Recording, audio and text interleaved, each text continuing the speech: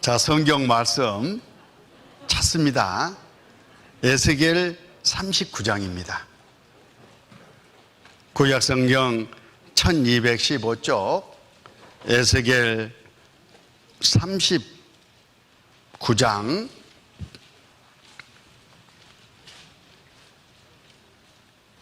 찾아 놓으시고 스크린에 띄어져 있는 말씀을 먼저 보십니다.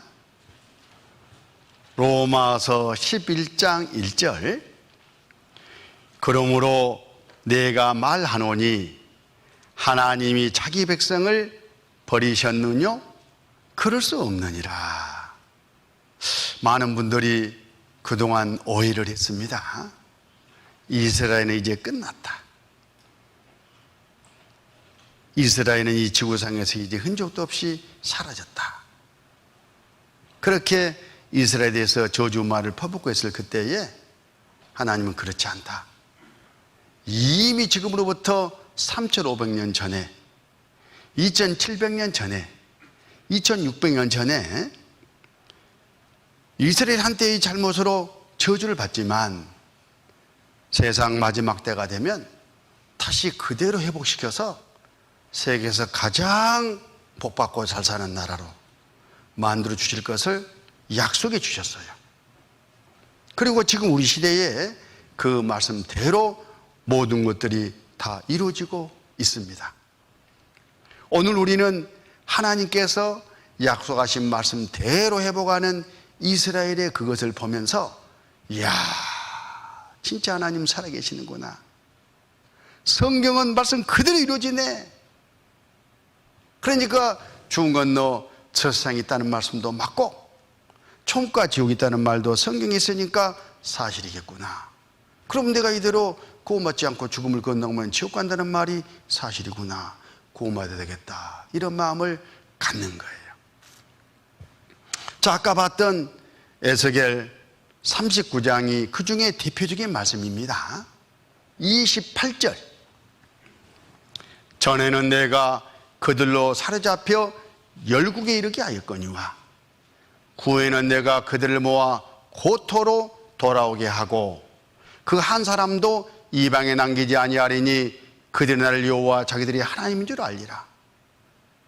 다시 이스라엘 민족을 자기 조상들이 살던 그 땅으로 회복시켜 주시겠다라고 2600년에 약속하신 말씀입니다. 그게 지금 이루어졌지 않습니까?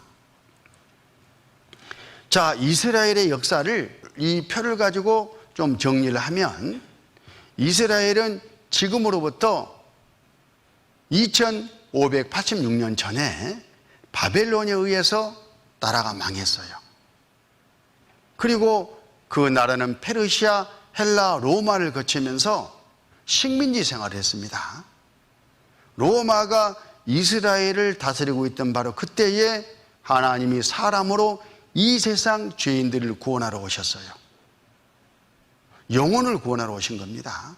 그런데 이스라엘 사람들은 예수님 임금 삼아가지고 나라 독립하려고 하다가 마음에 안 드니까 십자가에 못 박아 죽이고 말았지 않습니까?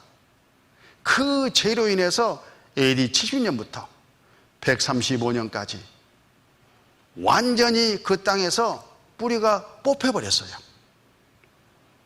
그 땅은 황무지가 되고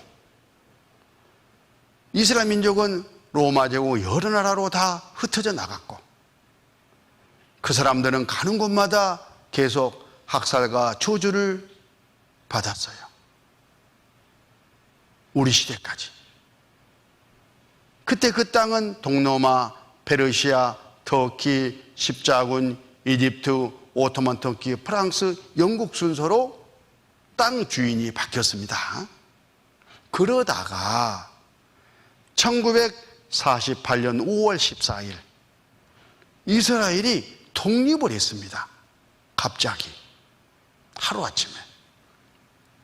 이 이스라엘 독립은 기적 중의 기적이라고 역사학자들이 말합니다. 어떤 사람이 죽었다가 일주일 만에 살아났어요. 기적이죠. 그런데 나라를 잃은 지 2600년 만에 전 세계로 뿌리가 뽑혀서 흩어진 지 1900년 만에 다시 그 사람들이 돌아와서 나라를 세웠다. 있을 수 없는 일이라는 거예요. 그런데 그 일이 실제 이루어졌잖아요. 하나님의 역사가 아니면 이건 불가능한 겁니다. 그 하나만 가지고도 하나님은 살아계시는구나. 이스라엘을 통해서 그 하나님이 어떤 분인 것을 우리에게 알려주신다, 그런 뜻입니다. 그리고 그 땅은 황폐한 땅에서 옥토로, 분산된 민족은 돌아오고 학살받던 곳에서 이제는 복을 받는, 축복이 주어지는 그런 땅으로 완전히 바뀌었어요, 현재는. 근데 이러한 내용이 3500년, 2700년, 2600년 전 구약 성경에 자세하게 예언에 대해 있었다는 거예요. 그 대표적인 성경이 에스겔 성경이에요. 이 에스겔 성경은 이 표에서 보면 이스라엘 민족이 다른 나라에 의해서 멸망당하기 전에 기록이 됐어요. 에스겔 37장 11절, 또 내게 이르시되 인자야, 이 뼈들은 이스라엘 온 족속이라. 그들이 이르기를 우리의 뼈들이 말랐고 우리의 소망이 없어졌으니 우리는 다 멸절되었다 하느니라. 이런 날이 앞으로 올 거다, 그 말이에요. 실제 그 이루어졌지 않습니까? 예수님을 죽인 채로 700년 전에 이미 이 땅이 완전히 뿌리가 뽑혀가지고 멸망할 것을 말씀하셨잖아요. 그렇지만 12절에 너는 대언하여 그들에게 이르기를 주 여호와의 말씀에 내 백성들아, 내가 너희 무덤을 열고 너희로 거기서 나오게 하고 이스라엘 땅으로 들어가게 하리라. 나중에 때가 되면 다시 그 땅으로 들어가게 해주겠다. 이스라엘의 회복을 약속하신 거예요. 14절 같이 읽습니다. 내가 또 내 신을 너희 속에 두어 너희로 살게 하고 내가 또 너희를 너희 고토에 거하게 하리니 나 여호와가 이 일을 말하고 이런 줄을 너희가 알리라. 나 여호와의 말이니라 하셨다라. 2600년에 하신 말씀입니다. 이 말씀대로 이루어졌잖아요. 문자 그대로 이루어졌어요. 먼저 땅을 어떻게 회복하시겠다고 말씀하신 예언의 말씀이 에스겔 36장인데 에스겔 36장 8절, 그러나 너 이스라엘 산들아, 너희는 가지를 내고 내 백성 이스라엘을 위하여 과실을 맺으리니 그들의 올 때가 가까이 이르렀음이니라. 내가 돌이켜 너희와 함께하리니 사람이 너희를 갈고 심을 것이며 내가 또 사람을 너희에 많게 하리니 이들은 이스라엘 온 족속이라. 그들로 성읍들에 거하게 하며 빈 땅에 건축하게 하리라. 예언이잖아요. 이대로 있었다니까요. 원래 이스라엘 민족이 떠나고 난 그 땅은 이런 황무지였어요. 돌 자갈밭이었습니다.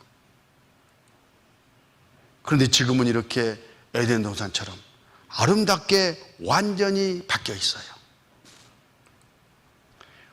원래 이렇게 버려져 있던 이 황량한 들판에 마을이 들어서고 이런 해변이 도시로 바뀌었고 가난에 찌든 이런 곳이 부와 행복이 철철 넘치는 이런 곳으로 현재는 바뀌었어요.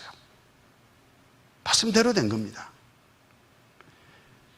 에스겔 36장 34절, 전에는 지나가는 자의 눈에 황무하게 보이던 그 황무한 땅이 황무지다, 그 말이죠. 장차 기경이 될지라. 기경이란 말은 농사 짓는 땅이 된다, 그 말이에요. 사람이 이르기를 이 땅이 황무하더니 이제는 에덴 동산같이 되었고 황량하고 적막하고 무너진 성읍들의 성벽과 거민이 있다 하리니, 이 말대로 됐잖아요. 황무지 일고 족각구루 땅으로 연세대학교 박준서 대학원장이 실제 이스라엘 현지를 탑사해 보고 깜짝 놀랐어요. 그리고 한국 신문에 지금 보도가 되고 있지 않습니까? 원래는 황무지였는데 젖과 꿀이 흐르는 땅으로 바뀌었다. 사막이 연못되리라 이사야의 예언이 실현됐다.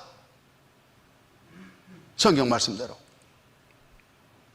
하나님이 이렇게 하신 목적이 뭐냐? 아까 그 에스겔 36장에 하나님이 말씀하십니다. 36절 너희 사면에 남은 이방 사람이 나 여호와가 무너진 곳을 건축하며 황무한 자리에 심은 줄 알리라. 나 여호와가 말하였으니 이루리라. 이방 사람이 누구예요? 이스라엘 민족이 아닌 세상 모든 사람이 이방 사람. 여기 있는 각 사람 네가 이방 사람입니다. 나에게 교훈하기 위해서 이스라엘 민족을 통해서 이 일을 하신다. 이렇게 말씀하고 계셔요. 나 여호와가 말하였으니 이루리라. 하나님은 성경에 한 번 말씀하시면 그대로 이루셔요. 그대로. 지금까지 공부한 것을 생각해 보면 말씀대로 이루어져요, 안 이루어져요? 문자 그대로 이루어지고 있죠. 그러면 동일한 이 성경 안에 죽음 건너 저 세상이 있다. 천국 지옥이 있다. 영생 얻지 못하고 죽음을 건너면 지옥 간다. 이렇게 경고가 되어 있는데 그 말씀은 그때 가서 그대로 이루어질까요? 안 이루어질까요? 이루어지죠. 그걸 교훈하기 위해서 이스라엘을 통해서 우리에게 증거로 말씀하시는 거예요. 우리가 받을 교훈은 그겁니다. 성경 말씀대로 이루어지는구나. 이대로면 내가 죽은 건너 심판받고 지옥 가는구나. 삿길 찾아야 되겠다. 그래야 된다. 그 말이에요. 실제 이스라엘 땅에 돌아와 가지고 이스라엘이 변해가는 모습을 본 사람이 이런 증언을 해요. 이건 하나님의 역사가 아니고는 불가능하다.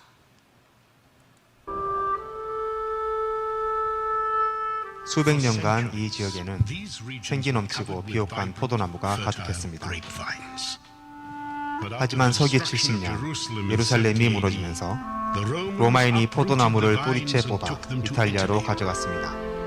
거의 2000년간 이 산에는 포도원이 없었습니다. 하지만 1990년대 후반 소수의 유대인이 그것을 바꾸려는 목표를 가지고 이곳에 왔습니다. 야코브 버그 같은 사람들이죠. 2000년 전 이스라엘은 고대 세계의 최상급 포도주의 나라로 알려졌습니다. 로마인들과 그리스인들은 최상급 와인을 구매했습니다. 이탈리아나 프랑스가 아닌 이곳 이스라엘에서 말입니다. 하지만 2000년 동안 이 땅은 사막이었습니다. 이런 땅에서 뭔가 기르는 것은 불가능했습니다. 사실 많은 사람이 시도했지만 성공하지 못했습니다. 저는 러시아에서 태어났고 3살 때 이스라엘에 왔습니다. 포도원을 시작했을 때가 기억납니다. 모든 것이 돌이었고 포도를 심기 위해 돌에 구멍을 뚫어야 했습니다. 모두 말했습니다. 이건 안 될 거야. 아무것도 잘하지 않을 거야.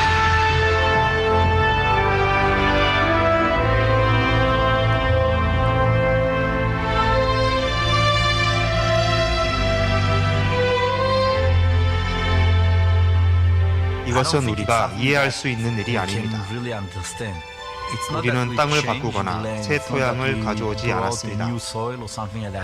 죽은 사람이 살아난 것처럼 땅이 스스로 회복했죠.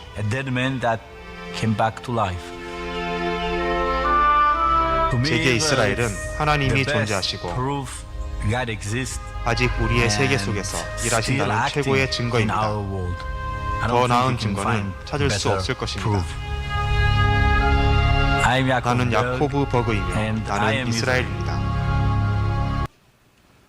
에스겔 36장 38절 제사드릴 양떼 곧 예루살렘 정한 절기 양떼같이 황폐한 성읍의 사람대로 채우리라. 다시 흩어졌던 이스라엘 사람들을 회복된 그 땅에 끌어모아 드리겠다 하신 하나님의 약속이에요. 2600년 전의 약속입니다. 그래야 이제 그들이 나를 여호와인 줄 알리라 하셨느니라. 이걸 보고 뭘 교훈받냐? 과연 성경의 하나님은 천지 우주 만물을 창조하신 분이고 모든 것을 주관하시는 하나님이시구나. 이것을 깨닫게 하겠다, 그런 뜻입니다. 분산했던 민족이 다시 돌아오겠다, 이런 약속이 곳곳에 되어 있는데 대표적인 회복의 약속이 이사야 60장에 있어요. 그런데 이 이사야 성경은 에스겔 성경보다 100년 먼저 기록이 됐어요. 이사야 60장을 직접 한번 찾아봅니다. 이사야 60장, 이스라엘 회복에 대한 대표적인 장입니다. 이사야 60장을 좀 분석해 보면 분산된 민족이 돌아오고 저주받던 사람들에게 축복이 내린다는 내용이에요. 이사야 60장 4절, 내 눈을 들어 사면을 보라. 무리가 다 모여 내게로 오느니라. 내 아들들은 온 방에서 오겠고 내 딸들은 안개 올 것이라. 돌아오는 것을 지금 말하는 거죠. 동서남북 사방에서 이스라엘 민족을 다시 끌어모으겠다라고 말씀하시는데, 거기 이사야 43장 5절, 두려워 말라. 내가 너와 함께하여 내 자손을 동방에서부터 오게 하며 서방에서부터 너를 모을 것이며 내가 북방에 이르기를 놓으라. 남방에 이르기를 구려하지 말라. 내 아들들을 온방에서 끌며 내 딸들을 땅끝에서 오게 하라. 아무리 어떤 나라가 어떤 해방과 방해를 쳐도 나 여호와가 그 사람들을 하나님의 방법 수단으로 다시 끌어들이겠다 하신 말씀이셔요. 이 말씀대로 이루어졌습니다. 이스라엘에 유대인 몰려든다, 1990년도 신문이에요. 전 세계에서 이렇게 돌아오고 있습니다. 102개 나라에서 돌아왔다고 그래요. 유대인 방랑 30년 내에 끝날 것이다. 이 사진은 동쪽에서 돌아오는 바로 그 모습이고, 아리엔 거주 유대인 이스라엘 이민너스, 아리엔테라는 이스라엘 입장에서는 서쪽에 있죠. 서쪽으로 간 사람들, 유럽이라든가 아메리카 대륙에 살던 사람들도 돌아왔고 또 돌아오고 있습니다. 유대인 탈레티 작전, 이스라엘 반군 공격 우려 1만 5천 명 공수, 강제로 가서 데려왔다 그 말이에요. 남쪽 에티오피아에서 이렇게 돌아왔어요. 비행기 타고. 소유대인 40만 명 출국 허용, 프랑스가 비행기편을 제공했다. 소련은 지금 러시아죠. 이스라엘 정북에 있어요. 거기서 한꺼번에 40만 명이 돌아왔다, 그 말씀이지 않습니까? 동서남북 사방에서 돌아오게 하겠다는 말씀이 이루어졌잖아요. 그런데 그때에 프랑스가 비행기편을 제공했다, 비행기 타고 돌아왔다, 그 말이지 않습니까? 성경에요, 이스라엘 민족이 돌아오는 바로 그때에 하늘을 떠서 나르는 그 무엇을 타고 돌아올 것이 이미 예언이 돼 있어요. 2700년. 거기 이사야 60장 8절, 저 구름같이 비둘기가 그 보금자리로 나오는 같이 나온 자들이 누구뇨? 구름이 하늘에 떠서 움직이는 것처럼, 비둘기가 날아서 자기 고향에 돌아오는 것처럼 하늘에 떠 있는 그 무엇을 타고 자기 고향에 돌아온다, 그 비유지 않습니까? 이사야 60장은 이스라엘 민족이 돌아오는 것을 지금 말씀하신다니까요. 같이 한번 읽으실까요? 저 구름같이 비둘기가 그 보금자리로 날아오는 같이 날아온 자들이 누구뇨? 그 당시에 하나님의 말씀을 받아 기록하는 이사야 선지자, 미리 이스라엘 민족이 앞으로 돌아올 거니까요, 그 모습을 미리 환상 가운데 보여줬어. 그러니까 이걸 봤겠죠. 이거 봤겠죠. 이걸 본 거예요.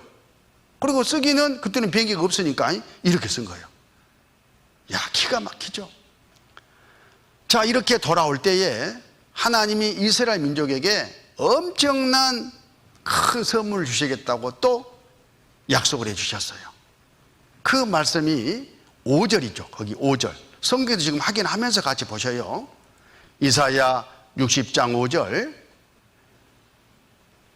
그때에 내가 보고 희색을 바라며 내 마음이 놀라고 또 화창하리니 이는 바다의 풍부가 내게로 돌아오며 열방의 재물이 내게로 옴이라. 바다에서 엄청난 풍요로운 것이 그때 선물로 너희들에게 주어질 거다. 열방 자꾸 나오는데 열방은 여러 나라를 말해요. 세상 여러 나라들의 재물들이, 돈이 너희들 수중으로 다 들어오게 될 거다. 그렇게 내가 해줄게. 이렇게 2700년에 약속하시고 실제 그대로 이루어졌어요. 먼저 바다의 풍부에 대해서 살펴보면 2013년 신문입니다. 젖과 꿀 대신 오일 가스 대박, 이스라엘 에너지 기적. 여기가 지금 이스라엘 지도 땅인데요, 이스라엘 서해안 이 지중해 대륙봉에서 엄청난 석유가 매장되어 있다는 사실이 확인이 된 거예요. 세계에서 가장 석유가 많이 매장되어 있는 나라가 사우디아라비아입니다. 그런데 지중해변에 매장되는 양이 얼마나 되는가 하고 확인해 보니까 사우디아라비아와 맞먹을 만한 많은 양이 세일층에 매장되어 있었던 거예요. 그동안 하나님이 세일층에다가 꼭꼭 숨겨놨어요. 남은 거 다 갖다가 이제 써버리고 떨어질만 하면은 그거 내놓고 큰소리 떵떵 치면서 살게 하려고. 원래 이스라엘은 기름 한 방울 안 나오는 나라로 자기들도 그렇게 믿고 우리도 그렇게 믿고 있었어요. 가스 한 방울 안 나오는 나라예요. 그래서 모세의 다이안 장군은 그 6.1 전쟁을 승리로 이끈 장군이죠. 기도하면서 하나님을 원망했어요. 하나님, 땅을 주려면은 사우디아라비아 같은 이라크와 같은 기름 나오는 땅을 주시지 왜 기름 한 방울 안 나오는 이런 가나안 땅, 척박한 땅을 주셔가지고 지금 전쟁을 해야 되는데 기름이 없어서 비행기가 못 뜨는 거예요. 탱크가 못 나가. 일주일분밖에 없으니까. 원망하는 기도를 실제 했습니다. 근데 그 전쟁 어떻게 했어요? 걱정하지 마라. 6일 만에 끝내줘 버렸어, 하나님이. 기름 있는 동안에. 진짜예요. 그렇게 기름 없는 나라인데 지금 발견됐잖아요. 여기 3500년 성경에도 하나님이 이렇게 약속하셨어요. 신명기 33장 19절. 그들이 열국 백성을 불러 산에 이르게 하고 거기서 의로운 제사를 드릴 것이며 바다의 풍부한 것, 모래에 감추인 보배를 흡수하리로다. 이게 그거예요. 그리고 24절에 보면 아셀에 대하는 일러스되 아셀은 다자한 복을 받으며 그 형제에게 기쁨이 되며 그 발이 기름에 잠길지로다. 기름, 석유밭에 빠지게 내가 해주겠다 그 말이에요. 이 기름이 참기름인지 어쩐지 잘 모르겠죠. 그래서 제가 영어 성경을 확인해 봤어요, 직접. 봤더니만은 He dipped his foot in oil. 요 오일이 뭐예요? 석유. 이야, 이래도 안 믿을 사람 없겠죠. 이렇게 3,500년 전에 약속해 주신 거예요, 축복을. 그리고 이스라엘이 회복될 때에 이 말씀이 그대로 이루어졌습니다. 이스라엘 100년간 쓸 가스전 개발했다. 이스라엘 기막힌 에너지 독립. 전에는 구걸에다가 썼는데 이제는 자기들 쓰는 것은 말할 것이 없고 산유국이 되어버렸다니까요. 수입국에서 수출국으로 화려한 변신. 하나님의 약속이 이루어진 겁니다. 돈으로 목을 죄어라. 열방의 재물을 이스라엘 민족에게 주시겠다라고 하신 말씀대로 지금 세상에 이 재물이 이스라엘 후손들의 은행에 다 들어가 있잖아요. 그리고 그 돈으로 빚을 주고 그걸 위세로 이 나라 저 나라 감나라 먼 나라 하면서 세상을 지배하고 있습니다.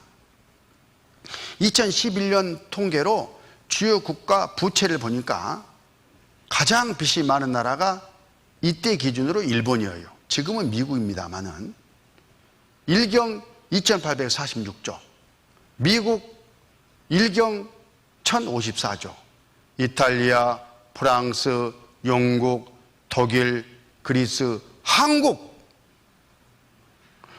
아니 좀 잘 먹고 잘 산다는 나라는 전부 빚쟁이 나라들이잖아요. 그러면 이 빚을 어디서 얻어왔을까? 바로 이스라엘 후손들이 경영하는 은행에서 얻어온 거예요. 텅텅 거릴 수밖에 없잖아요. 그런데 3500년 성경에 그렇게 해주겠다고 이미 약속하셨어요.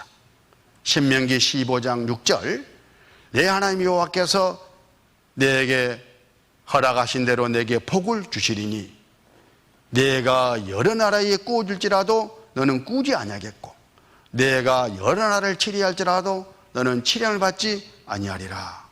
실제 이렇게 되고 있어요. 국제금융 주무르는 보이지 않는 손, 유대 자본입니다. 2% 유대인 미국을 지락펴락한다. 미국 내에 유대인들이 2%밖에 안 된답니다. 근데 미국을 쥐었다 놨다는 거예요. 정치, 경제, 언론 모든 것들. 또 이 세상은 미국이 쥐었다 놨다 하잖아요. 그러니까 미국 내에 있는 2% 유대인들이 미국을 통해서 세상을 지배하고 있는 거예요. 성경 말씀대로. 우연이 아닙니다. 다윗별이 세계를 지배한다. 다윗별은 이스라엘 국기를 상징하지 않습니까? 막강한 자본력으로 선진국 정치, 경제, 언론계를 장악했다. 이렇게 하나님은 문자 그대로 우리 시대에 이루고 계셔요. 그 다음에 명예를 회복시켜 주시겠다고 약속하셔요. 거기 예사야 60장 14절, 너를 괴롭게 하던 자의 자손이 몸을 굽혀 내게 나오며 너를 멸시하던 모든 자가 내 발 아래 엎드려 너를 이끌어 여호와의 성읍이라 이스라엘의 거룩한 자의 시온이라리라. 세상 마지막 때가 되면 너를 완전히 명예회복시켜 주겠다라고 말씀하시고 실제 그대로 이루어졌어요. 독일 블란트 총리죠. 불편한 기억은 영원해야 하면서 유대인 수용소에 가가지고 지금 추모제를 지내고 있습니다. 메르켈 총리가 헌하고 있잖아요. 독일 대통령이 나치 희생 그리스인을 추모하는 그런 행사를 갖고 있습니다. 하나님은 말씀 그대로 하셔요. 그리고 마지막 때 강한 나라로 만들어 주겠다고 또 약속하셔요. 22절, 그 장한 자가 천을 이루겠고 그 약한 자가 강국을 이룰 것이라. 때가 되면 나 여호와가 속히 이루리라. 지금 이 말씀이 그대로 이루어지고 있어요. 유태용 박사라고 이스라엘에서 10년 동안 교수를 하셨던 유명한 분인데, 우리나라 새마을 운동 있잖아요. 전에 박정희 대통령 시대에 이분이 제창해가지고 주도하면서 일으켰습니다. 그렇게 해가지고 우리가 이만큼 삼육대열에 들어갈 수 있는 기반을 쌓을 수 있었던 거예요. 유명한 분입니다. 그분이 이스라엘에 대해서 이렇게 증언하셔요. 한번 들어보시죠. 그럼 이스라엘은 많이 알려져 있잖아요. 그러면서 그 민족을 보니까 세상에 우리에게 지금 많이 알려졌지만은 몇 가지만은 들어서 다시 얘기를 한번 해본다면요. 공부, 여러분들 대개 어머니들 또 아빠들 계시는데 자녀들 교육시키는데 관심 많잖아요. 예. 근데 공부 잘하기로 말하면 이 사람들이 세계 으뜸이다 그래요. 그래서 어째서 으뜸이냐 그랬더니 노벨상을 받은 사람 전체 수요의 26%가 유대민족이래요. 그러다가 노벨 과학상을 받은 사람은 60%래요. 이렇게 자랑을 할 만큼 공부 잘하기로 유명한 민족이다 그 말이에요. 또 두 번째, 돈을 잘 벌기로 말하면 세상에 유대인을 따라갈 도리가 없어요. 세계적으로 돈 많은 사람은 거의 다 유대인이에요. 미국에 여러분 다녀오신 분 계셔서 아시겠습니다만은 큰 빌딩, 큰 은행, 큰 백화점 거의 90%가 유대인이에요. 어떻게 하면 그 돈을 잘 버냐 이게요. 예. 세계 곡물 시장 유대인들이 꽉 쥐고 있어요. 우리 쌀을 판다, 산다, 밀가루를 산다, 옥수수 산다. 이건 유대인 통하지 않고는 살고 파지를 못 오도록 100% 쥐고 있어요. 또 무기 시장 미사일을 산다, 무엇을 판다, 비행기를 산다. 이것도 유대인들이 꽉 쥐고 있어요. 이게. 허리우드에 LA 저자 허리우드에 갔더니 세계 필름, 영화 필름 보고 모든 거 유대인들이 꽉 쥐고 있어야 돼. 도대체 그거 어떻게 되냐 이게. 이 중동의 조그마한 땅에다가 나라를 세워가지고 나라를 지켜나가는데 또 자기 조국의 요즘 말로 하면 안보, 뭐 국방, 민족을 지키는 그 의식이란 건 또 너무 강해요. 그동안에 전쟁을 얼마나 많이 했어요. 독립전쟁, 뭐 6.1 전쟁, 10월 전쟁, 레바논 전쟁, 전쟁만 했다 하면은 이기는 게 유대인이죠. 그렇다고 해서 인구가 많냐? 이스라엘 안에 사는 유대인이 지금 얼마냐면요. 약 430만 명. 우리 서울시 인구가 1200만 명이에요. 그러니까 어디 영등포만은 그 인구예요, 말하자면 이게. 그런데 세계적으로 각광을 받고 있잖아요, 이게. 예. 그뿐 아니, 농사 짓는 기술이라고 하면은 이스라엘을 따라갈 나라가 없다. 얼마나 앞섰는 거니? 제가 대산농촌문화재단 이사장직을 맡고 있어요. 그래서 우리 농민 기술자들을 해외 보내서 기술 연수를 많이 하는 해마다 이스라엘을 보내요. 갈 때마다 배워요. 예, 갈 때마다 배워. 얼마나 앞섰는가 말도 못해요. 그러면 어떻게 그 민족이, 조그마한 민족이 공부도 잘하고 돈도 잘 벌고 전쟁도 잘하고 농사도 잘 짓고 단결심도 강하고 애국심도 강하고 어떻게 그렇게 됐느냐. 답이 있죠. 성경에 답이 있습니다. 신명기 26장 19절 여호와께서 너의 칭찬과 명예와 영광으로 그 지으신 모든 민족 위에 뛰어나게 하시고 그 말씀하신 대로 너로 내 하나님 여호와의 성민이 되게 하시리라. 이렇게 약속하셨잖아요. 저희 봐봐요.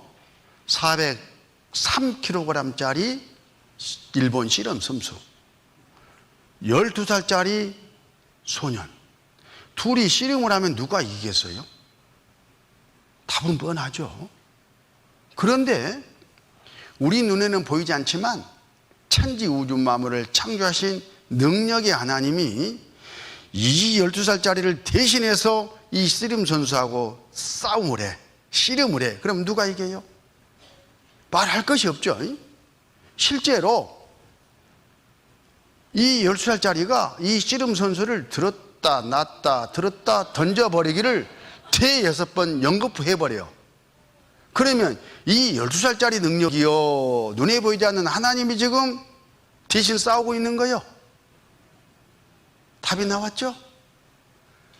이스라엘 민족이 그렇다 그 말이에요. 그 배후에 하나님이 계신다 그런 말이에요. 실제 이스라엘 민족이 독립하고 나서 중동 전쟁이 5차례 있었는데 다 승리했어요. 1차 중동 전쟁 독립한 바로 그 다음 날 이집트, 요르단, 이라크, 시리아, 레바논 5개 나라가요 침공에 들어갔어요. 당연히 이 나라가 이겨야 맞죠, 상식적으로는. 그런데 이스라엘이 영토의 23%를 더 확보해 버립니다. 이게 중동 전쟁의 결과인데, 그 당시에 아랍 5개국하고 이스라엘하고 싸웠는데 4,500만하고 64만하고 싸웠다고 그래요.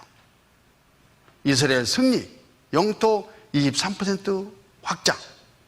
2차 중동전쟁도 물론 이스라엘이 이기고 그 유명한 3차 중동전쟁 6일 만에 끝내서 유명합니다. 아랍 14개 국가하고 이스라엘하고 싸웠어요.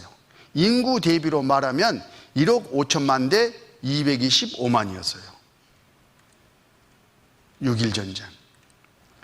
이 그림을 보면 실감이 납니다. 조그마한 우리 강원도 땅만한 그런 이스라엘 나라를 두고 레바논, 시리아, 요르단, 이라크, 쿠웨이트, 사우디, 예멘, 수단, 이집트, 리비아, 티니지, 알제리, 모로코 해계 국가들은 다 붙은 거예요. 러시아에서요, 뭐 비행기, 탱크, 대포, 신식 무기 공짜로 다 지원해 줬어요. 이 나라도 기름이 많이 나오잖아요. 돈이 많아. 신식 무기 사서 전쟁을 했는데 아까 기름 한 방울 나오지 않는다고 믿고 있던 이스라엘하고 싸우는데 며칠 만에 기름이 있는 양만큼 딱 전쟁하게 하시고 하나님이 끝내버리셨어요. 그래서 6일 전쟁이에요. 6일 전쟁. 이스라엘군 파죽지세, 수에즈 운하까지 진격. 이 지도를 보면 오히려 이스라엘이 지금 이겨나가고 있지 않습니까? 그래서 그 당시에 아랍공화국 총사령관이었던 나세르 대통령이요, 사표를 냈어요. 6일 만에 항복하고. 화병이 나버렸어. 이해가 안 되는 거예요. 돌아가셨지 않습니까? 얼마 안 가서. 그런데 뭘 몰랐냐? 자기들이 하나님과 싸웠다는 것을 모른 거예요. 하나님이 이렇게 약속하셨습니다. 여호수아 23장 9절. 대저 여호와께서 강대한 나라들을 너희 앞에서 쫓아내셨으므로 오늘날까지 너희를 당한 자가 하나도 없었느니라. 너희 중 한 사람이 1000명을 쫓으리니 이 너희 하나님 여호와 그가 너희에게 말씀하신 같이 너희를 위하여 싸우심이라. 하나님이 배후에서 싸우신 거예요. 그게 바로 이스라엘 역사다, 그런 뜻입니다. 여기 같이 한번 읽으시죠. 그 작은 자가 천을 이루겠고 그 약한 자가 강국을 이룰 것이라. 때가 되면 나 여호와가 속히 이루리라. 이 말씀이 이루어졌어요. 지금은 핵무기가요 400기나 있답니다. 어느 누구도 이스라엘을 군사적으로도 넘볼 수가 없어요. 세계 제4대 군사대국입니다. 자, 그런데 예수님께서 이때가 되면 바로 세상이 다 됐다는 것을 깨달아라, 이렇게 경고를 해주고 계셔요. 어제 마지막 징조 마태복음 24장 공부했었죠. 직접 한번 다시 찾아보겠습니다. 마태복음 24장 32절. 마태복음 24장 32절. 무화과 나무 비유를 배우라. 그 가지가 연하여지고 잎사귀를 내면 여름이 가까운 줄 아나니 이와 같이 너희도 이 모든 일을 보거든 인자가 가까이고 문 앞에 이른 줄 알라. 내가 진실로 너희에게 말하노니 이 세대가 지나기 전에 일이 다 이루리라. 세상 마지막이 가까웠음을 경고하시면서 그 중에 한 마지막 징조로 이스라엘 민족의 회복을 들고 계신 거예요. 32절. 무화과 나무 비유를 배우라. 무화과 나무는 이스라엘을 상징합니다. 우리나라는 무궁화가 상징하는 것처럼 이스라엘을 보고 교훈을 받아라, 그 말이에요. 어떤 교훈? 그 가지가 연하여지고 잎사귀를 내면 여름이 가까운 줄 알지 않느냐. 겨우내 항상 했던 죽은 듯이 있던 그 무화과에서 싹이 나온가 싶더니만은 꽃을 벌 겨를도 없이 열매가 맺히지 않느냐. 그때가 언제냐? 바로 추수 때다. 우리나라는 가을이 추수 때죠. 근데 이스라엘은 밀 농사기 때문에 무화과 따먹을 때가 추수 때예요. 늦봄 초여름. 추수란 게 뭘 의미합니까? 땀 흘려 농사 짓던 농부가 이제 농사 짓는 일선을 멈추고 나서 들고 가서 추수를 하잖아요. 알곡을 모아서 콧간에 들이고 쭉정이는 다음 농사 짓기 위해서 불에 태워 버립니다. 그런 것처럼 이제 하나님도 이 세상에 영혼 구하는 농사를 계속 지어오셨어요.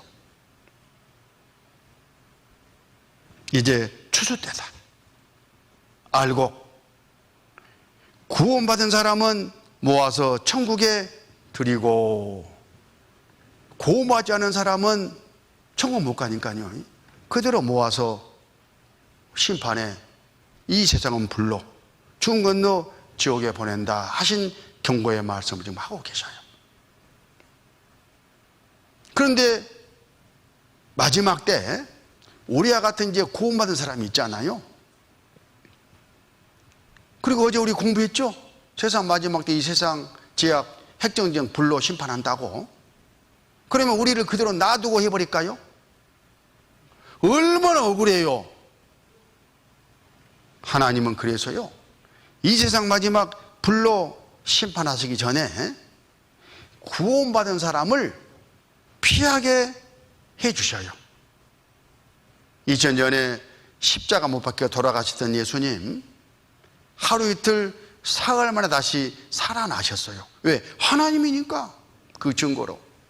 그리고 40일 동안 많은 사람들에게 자기를 증거해 보이시고 그대로 천국에 올려가셨어요.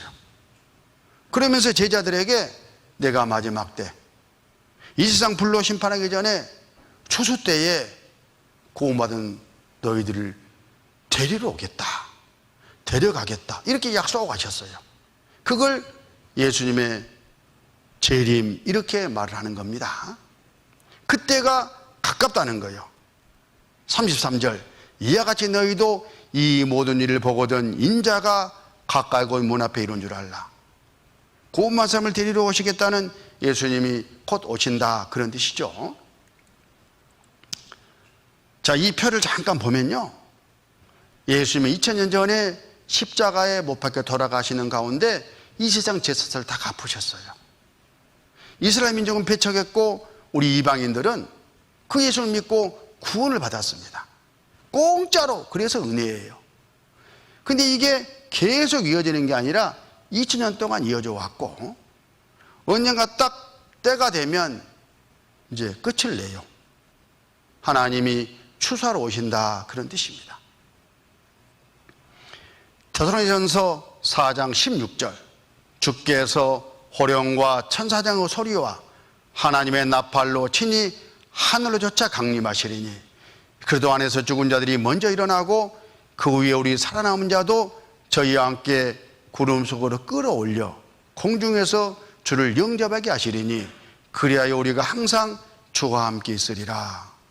이 말씀대로 우리를 데리러 예수님이 오신다니까요. 징그러 애벌레가 나중에 전혀 다른 이런 나비가 돼가지고 있고 좁고 꿀을 따는 그런 때가 있는 것처럼 우리 구원받은 사람, 예수 모실 때에 썩어 제약된 이 몸이 신령한 몸, 죽지 않는 몸, 썩지 않는 몸, 죄가 털끝도 없는 그런 몸으로 변해가지고 올라가요. 내가 올라가는 게 아니라 하나님이 데려가신다, 그런 뜻입니다. 이런 거예요. 모래하고 쇳가루하고 섞어놓고 자석을 들이대면 자석이 끌어가잖아요. 쇳가루만 올라붙어요. 구원받은 사람만 틀림받는다, 그런 교훈입니다. 그래서 마태복음 24장 40절, 그때에 두 사람이 밭에 있음에 하나는 데려감을 당하고 하나는 버려둠을 당할 것이요, 두 여자가 매를 가고 있음에 하나는 데려감을 당하고 하나는 버려둠을 당할 것이니라. 구원한 사람은 올라가고 구원받지 못한 사람은 남아요. 부부간에 일을 하죠. 맷돌을 돌리죠. 잠도 자요. 그런데 주님 오실 때에 구원받은 사람만 올라가고 그렇지 않은 사람은 남아요. 우리 가운데 이런 사람이 한 명도 있어서는 안 되겠죠. 교회 다닌다고 해서 다 올라가는 게 아니에요. 구원을 받아야 돼요. 구원을. 영혼 구원을 받아야 올라갑니다. 그래서 우리 이 가운데서도요, 지금 당장 예수님 오시면 올라가지 못할 사람이 있는 거예요. 내가 그런 주인공이 되면 안 되잖아요. 확실히 해야 돼요. 확실히 믿음만큼은, 구원만큼은. 그런데 그 때와 시기는 전혀 모른다고 예수님이 말씀하셨어요. 마태복음 24장 36절. 그러나 그 날과 그 때는 아무도 모르나니 하늘의 천사들도 아들도 모르고 오직 아버지만 아시느니라. 모릅니다. 징조로 가깝다 이렇게 아는 것이지 그 시기, 그때, 그 시간은 몰라요. 그런데 어떤 이상한 사람들이 몇 월, 며칠, 몇 시 딱 시간 정해놓고 그때 예수님 온다고 가르치면은 진짜일까요? 가짜일까요? 가짜죠. 왜? 성경과 다르면 가짜라니까. 그걸 이단이라고 하는 거예요. 시한부 종말론자들입니다. 92년 10월 28일 24시에 휴거된다. 이런 사람들이 전에 있었어요. 다 미성교회, 다 베라교회. 빨리 말하면 다 미친 교회, 다 버린 교회. 이렇게 모여가지고 소복 같은 걸 입고 정신이 그냥 나갔어요. 정신 나갔어. 소 팔고 논 팔고 직장 때려치우고 학교 때려치우고 모여서 곧 올라간다는 거예요. 박수만 치고 있더라고. 이렇게 다미선 교회 휴거 사건, 세상 종말이 오고 있다. 사상 최대의 종교 사건이다. 이렇게 그 당시에 자료가 나왔는데요. 그때 사실 제가요, 이런 분야를 취재해가지고 기사를 쓰는 기자였습니다. 경찰청을 출입하는 기자였는데 워낙 이렇게 시끄러우니까 몇 차례 이 사람들 취재해가지고 정신 나간 사람들이라고 보도를 했어요. 저는 그때 불교 신자였습니다. 독실한 불교 신자였어. 아니, 사람이 올라간다 하니까 믿겨요? 진짜 웃기죠. 그런데 이런 사람들을 이단이라고 하더라고. 이런 것이 이단인 것 같구나. 소 팔고 논 팔고 집 팔고 망할 사람들이 이단이구나. 이렇게 이제 이미지가 딱 들었어요. 마침 그때 그 날이 돼가지고 경찰청 상황실에서 거기에 모든 정보가 다 들어오거든요. 후배 기자들 다 교회에 보내놓고 그때 이제 기사를 썼는데요. 이 기사가 바로 그 기사입니다. 아무도 썼던 12.8 소동, 불발 휴거, 가정 바탕 등 폐인 상처 너무 커. 각계 희대의 사기가 엄번마땅. 이건 사기꾼들이다 이거요. 증거를 우리는 보고 믿어야 되죠. 여기 기자 이름이 여기 있어요. 기자 이름이. 확대해 보겠습니다. 최근유 기자. 어디 여기 있죠요. 최근유 목사. 저 사람이 이 사람, 이 사람이 저 사람이요. 어떻게 이렇게 됐을까? 톡실한 불교 신자가 웃긴 일도 아니라 했던 사람이 이제는 휴거가 맞다고 있다고 지금 증거하고 있잖아요. 여러분과 똑같이 성경 강연에 와서 성경을 공부하다가 하나님이 계시는구나.